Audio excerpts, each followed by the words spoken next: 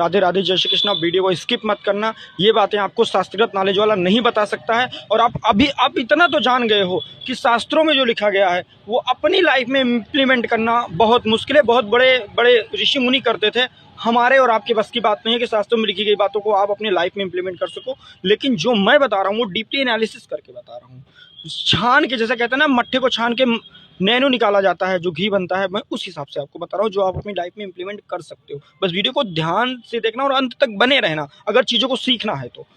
एक व्यक्ति था, वो परमात्मा की बड़ी तपस्या किया, और जब परमात्मा खुश हुआ ना तो उन्होंने कहा तुम्हें क्या चाहिए? बोले जहाँ तक मैं जाऊँ वहाँ तक ज़मीन मेरी हो। बोले ठीक है, जब सूरज की पहली किरण निकलेगी तब तुम दौड़ना शुरू करना, लेकिन याद रखना सूरज ढलने तक तुम्हें उस स्थान तक वापस आना है जहाँ से तुम चले थे। बोले ठीक है। अगले दिन वो दौड़ना शुरू किया, और दौड़ते दौड़ते क्या कह रहा है, ये भी मेरा, वो भी मेरा, सब कुछ तो मेरा है, सब कुछ मेरा है। और एट लास्ट क्या होता है, वो लौटना भूल जाता है। और जब उसे याद आता है सूरज ढलने वाला होता है, अब मुझे लौटना है, तब वो जो तेजी से दौड़ता है तो उसकी हृदय गति रुकती है और वो वहीं का वहीं खत्म हो जाता है। और उसे क्या मिलता है? 1.5 गज जमीन मिलती है, और जलने के बाद वो भी नहीं होती है। तो कहने का तात्पर्य मेरे यही इतना है कि आप लोग उस लाइफ में जी रहे हो कि सब कुछ तो हमारा है, लेकिन याद रखना वहाँ लौट के जाना है। कि कई वृद्धों को आपने देखा होगा, जब वो मृत्यु काल समय आता है ना तो उनके आंखों से आंसू आता है कि अब तो हमें वहीं जाना है जहाँ से हम आए हैं, हम यहाँ से कुछ लेके नहीं जा पा रहे हैं। बाबू, हमारी सांसें भी गिनी हुई हैं, मैं प्रूफ दे रहा हूँ कि हमारे सांसें भी गिनी हुई हैं। कभी आप देखो बूढ़ बुजुर्ग जो होता है ना, जब वो मरने वाला होता है ना तो उसको झटका लगता है। झटका मतलब क्या होता है कि सांसें कम हैं और जीवन ज़्यादा है, 2 दिन तक झटका लगा रहता है।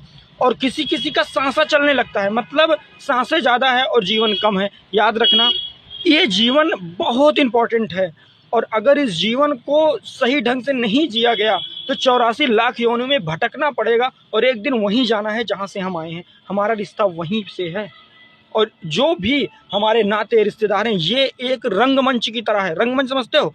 2 भाई हो, 2 भाई एग्जाम देने गए हो, दोनों भाइयों का रिपोर्ट कार्ड अलग अलग तैयार होगा, तो आपका और आपके रिश्तेदारों का रिपोर्ट कार्ड अलग तैयार होगा। आप अकेले आए हो और अकेले ही जाओगे।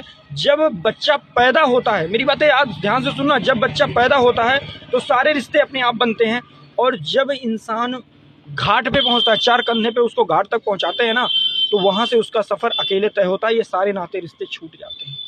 याद रखना, सफर अकेले तय करना है, पहुंचना वहीं है जहां से हम आए हैं। याद रखना इस चीज को कि अच्छे कर्म करना बिल्कुल मत भूलना। आगे की बातें मैं आपको आगे बताऊंगा। राधे राधे, जय श्री कृष्ण।